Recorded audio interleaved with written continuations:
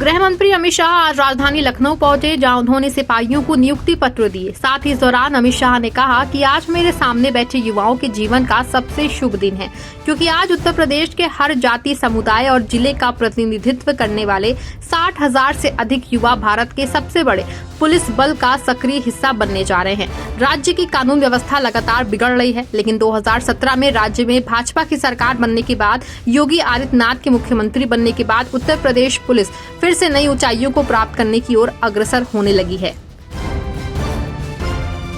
गृह मंत्री और सीएम नवचयनित सिपाहियों को नियुक्ति पत्र दिया। वहीं इस दौरान सीएम योगी ने अपनी प्रतिक्रिया देते हुए कहा कि आज ये भर्ती एक नियुक्ति कार्यक्रम ऐसे समय में हो रहा है जब ये देश पीएम मोदी की सरकार के 11 वर्षों के सुशासन, सेवा और गरीब कल्याण के तहत एक नए युग का साक्षी बन रहा है। आज का कार्यक्रम पीएम मोदी के नेतृत्व और केंद्रीय गृह मंत्री के मार्गदर्शन का परिणाम है।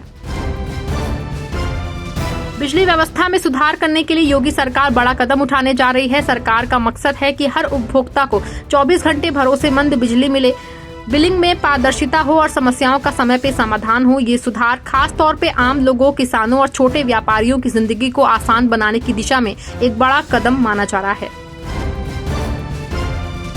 राजधानी लखनऊ में भवन निर्माण के नियमों में बदलाव किया गया है। नए उप विधि 2025 के अनुसार छोटे शहरों में 18 मीटर चौड़ी सड़क किनारे भी दुकानें बन सकेंगी। FAR में भी बदलाव किया गया है, जिससे 2.5 तय किया गया है। साइड सेटबैक के नियमों में भी छूट दी गई है, जिसमें 15 मीटर तक का निर्माण किया जा सकेगा। मुख्यमंत्री की अध्यक्षता में जल्द ही कैबिनेट में प्रस्ताव रखा जाएगा। यूपी में एक बार फिर से तबादला एक्सप्रेस चली है। आपको बता दें कि उत्तर प्रदेश में परिवहन विभाग में 24 ARTO और 11 RTO के भी तबादले किए गए हैं। झांसी में तैनात RTO प्रभात पांडे लखनऊ के नए RTO होंगे। वहीं लखनऊ में तैनात RTO संदीप कुमार पंकज को अब मुरादाबाद का RTO बनाया गया है।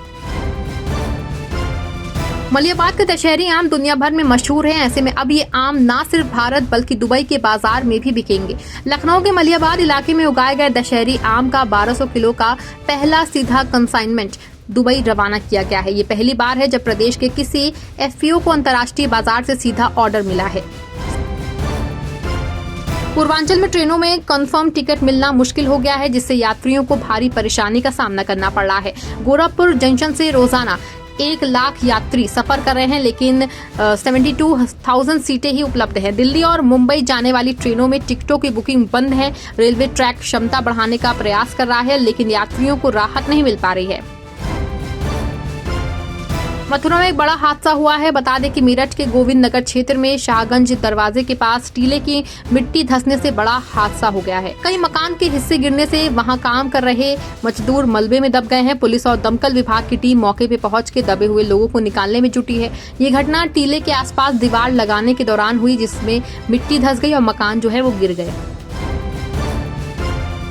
कैलाश मानसरोवर यात्रा पे जाने वाले श्रद्धालुओं के लिए बड़ी खबर सामने आई है। प्रदेश सरकार के पर्यटन मंत्री जयवीर सिंह ने जानकारी दी है कि उत्तर प्रदेश सरकार ने श्रद्धालुओं को 1 लाख रुपए देने की घोषणा की है।